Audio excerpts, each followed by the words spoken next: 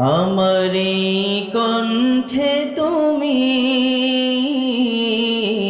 তোমারি বাণী তুলেছ, বুকের দেরাজ তুমি কোরআনের স্থান দিয়েছ।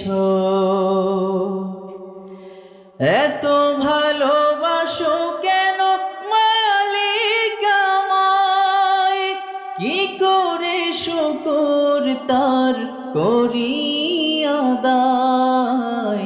এত ভালোবাসো কেন মালিক আমায়, এত ভালোবাসো কেন।